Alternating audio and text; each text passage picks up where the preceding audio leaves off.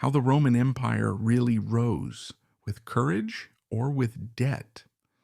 We all remember Rome for its courage, its warrior spirit, right? Strong legions, disciplined soldiers.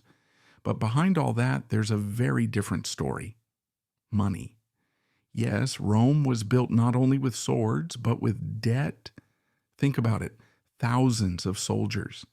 They all need food, weapons, roads, salaries, feed for the horses, wood for the catapults, rations for the troops. And the one thing all of these have in common? Money, tons of it. So where did Rome get all that money?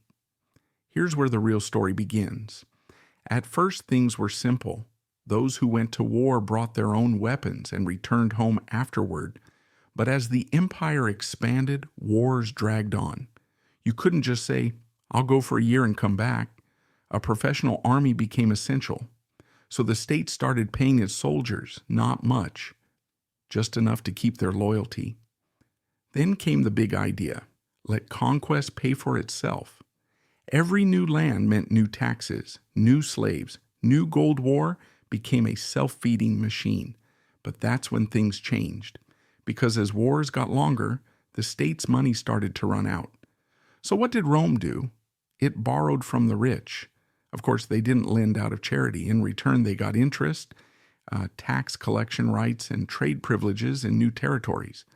In other words, war became a business model. The more profitable it was, the more wars they started. Sound familiar? Over time, everything shifted. Power moved from senators to generals. The rich grew even richer with money, land, and slaves. While the state sank deeper into debt, the people were crushed under its weight. And eventually, Rome's money itself began to collapse. Emperors secretly reduced the silver content in their coins.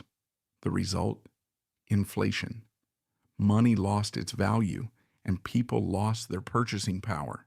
The wealthy protected their assets, while the poor drowned in taxes. Familiar again, isn't it? As the state's expenses grew, there was only one solution left: squeeze the people harder. More taxes, more worthless money, more control, and to distract the masses, bread and circuses. In today's terms, keep their attention elsewhere. Now let's fast forward to today. Governments are drowning in debt. Wars are still financed by borrowing. Central banks print money, the rich get richer, and the people face inflation. History seems to be repeating itself. Rome teaches us this: when a system must keep growing endlessly, it always hits a wall. Because resources aren't infinite, then the state turns from conquering others to exploiting its own people. And that's when collapse begins. Today we call it taxes, inflation, monetary expansion. But at its core, it's the same game. Money is printed, governments overspend, the wealthy collect assets, and workers' wages lose value.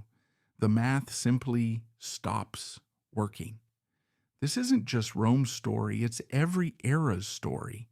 If war is profitable, war will happen. If printing money is easy, money will be printed. But in the end, who pays the price? The answer never changes: the people. That's why what truly matters is seeing the system. Most people just say inflation is rising or the economy is bad, but they never ask why, who gains, who loses, who's being silenced. That's the real question. Now you know. And once you see it, you can't unsee it. Real financial literacy means understanding power systems and illusion. So next time you hear about a new crisis, don't just watch. Follow the money. Who gives, who gains, who pays? Find that out. Because history has proven it again and again. Empires don't fall because of their enemies. They fall when the numbers stop adding up.